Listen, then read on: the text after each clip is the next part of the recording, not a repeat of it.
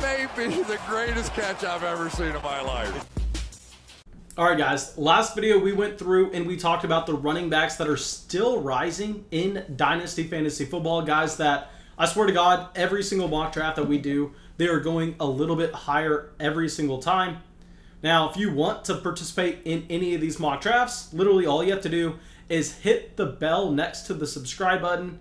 That way, whenever we go live, you know, and you can be one of the first people in there. I mean, lately, whenever we go live, we have like 50 people in there in the first few minutes. So yeah, it's a crazy, crazy, crazy time. I'm going to be trying to do it as much as I can over the next few months. But yeah, that's it. Let's go in and let's talk about some of these wide receivers that have still been rising and whether or not I think it's justified, whether or not I think we should be looking to buy or sell. All right, so now the first player that we are going to talk about is someone that I just want to say I love the talent profile. I love his current situation. I'm just a little bit worried that it's going to change. And this is Laviska Shenault. Okay, so if you don't know who Laviska Shenault is, pretty much he's a, I don't want to call him a gadget player. He's a prototypical X-wide receiver for the Jacksonville Jaguars, but in college and in his rookie year, he actually gets used a little bit in creative ways. Like he was used a ton in the Wildcat coming out of Colorado State, and he got a little bit used that way in his rookie season, and not necessarily near the goal line, which is what we wanted to see, but just in random situations with the coaching staff playing him out. He's an overall weapon. He's an elite athlete. Now, I know if you go and you look up his combine numbers, they're not necessarily going to show that, but I believe he pulled his groin halfway through the 40 last offseason. Either that or he was dealing with a groin injury at the same time. We know the Ronald Jones effect, where same thing happened to Ronald Jones in 2018, where I believe he actually pulled his hamstring halfway through the 40, so it messed up his time.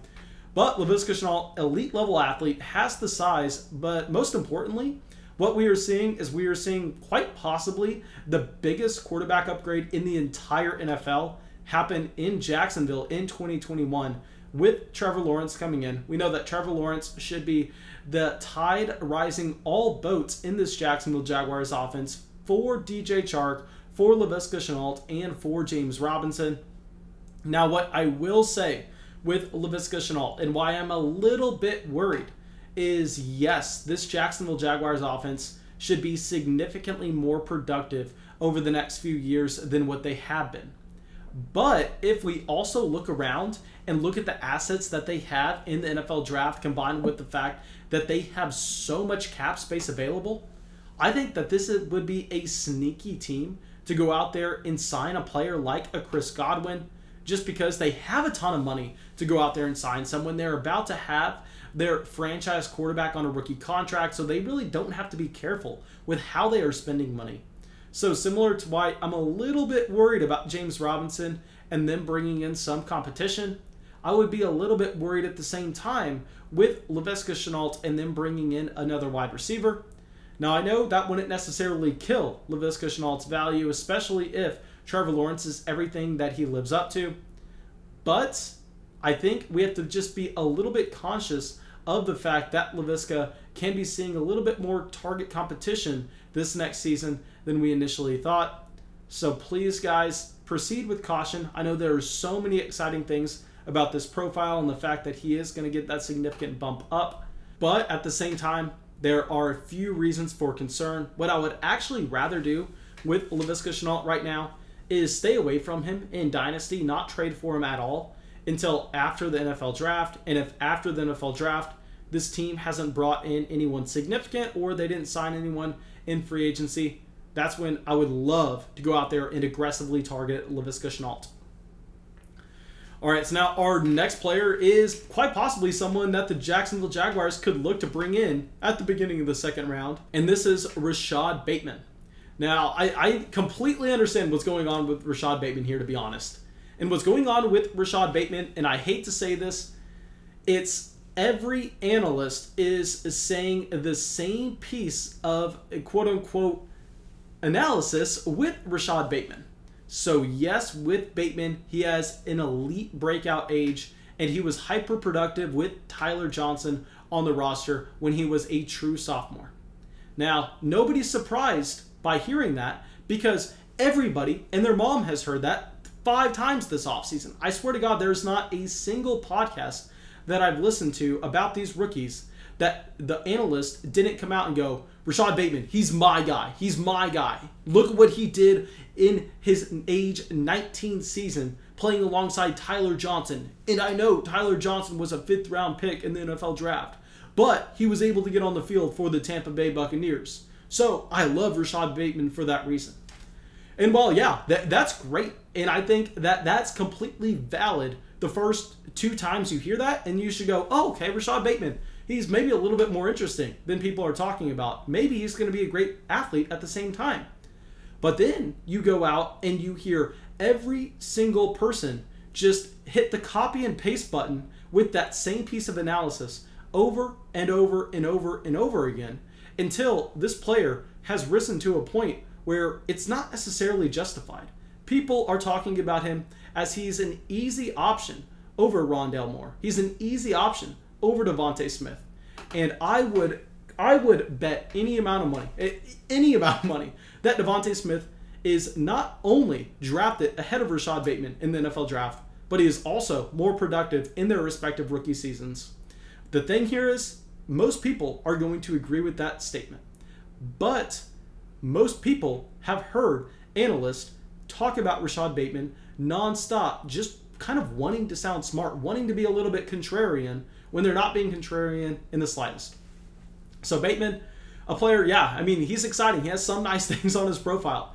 But the reason that he has been probably the biggest riser throughout the course of this offseason is because one person said something smart, and then 100 people went out there and they wanted to copy and paste that piece of analysis to the point where we are just in a full-on echo chamber with Rashod Bateman. And I think if you have him, if you drafted him in a Dynasty startup over the past few weeks, I think I would possibly be looking to sell. And a player that I would be looking to sell for is someone still rising in Dynasty, and for a great reason, CeeDee Lamb. Okay, now CeeDee Lamb was an elite level prospect coming into the NFL last year.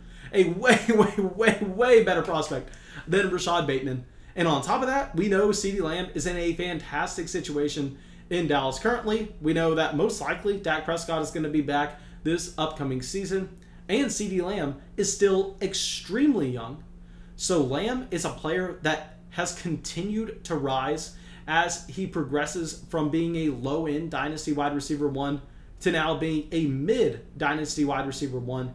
And I think that is completely fine. I would be aggressively targeting CeeDee Lamb in trade.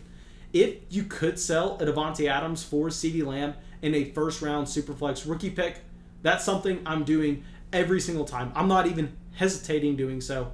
Right now, I am kind of constructing offers, trying to trade a bunch of running backs that I drafted last offseason, like DeAndre Swift, for CeeDee Lamb in a first-round pick, just because I think that CeeDee Lamb is a generational type prospect. At the same time, he had that massive hit in his rookie season. The future is bright with CeeDee Lamb. Michael Gallup's probably not going to be there next year. On top of that, I'm just all in on CeeDee Lamb. All right, so now our next player was someone that last offseason I did not draft a single time. I was calling him one of the most overvalued players in Dynasty, and it worked out, but not because we were smart or anything, just because we got lucky. Cortland Sutton. And Cortland Sutton, as of late, people are finally starting to remember why they loved him last offseason, where at the beginning of this offseason, I found myself trading for Cortland Sutton. I found myself drafting him in like every single mock draft just because, I mean, he was so far down the board with their ADP. I think just people had forgotten about him due to the injury. That Cortland Sutton, yes, I am a little bit hesitant to say that he has wide receiver 1 level upside, because I want to say that him as well as Jerry Jeudy, while they are superb talents, while they are fantastic wide receivers, they are playing in quite possibly the worst situation in the entire NFL with a horrible starting quarterback in Drew Lock, and they are having to just fight. I mean, it's a dogfight in Denver right now for targets because they have Sutton, they have Jerry Jeudy, they have Noah Fant, and they have KJ Hamler, to the point where Cortland Sutton was being drafted as a low-end wide receiver 4 earlier this offseason, and now he's being more drafted in that wide receiver 3 range. And I think that's a completely fair price for Cortland Sutton. And I am completely fine paying it. I'm fine not paying it. Whatever you want. I think that it's just a fair evaluation. Okay, so now our next player, talk about just analyst echo chambers, talk about a player getting the same piece of analysis over and over and over again. Let's talk about Jamar Chase. Okay, so Jamar Chase, I know Jamar Chase is a fantastic prospect coming out of LSU. I also understand that we have a small sample with Jamar Chase.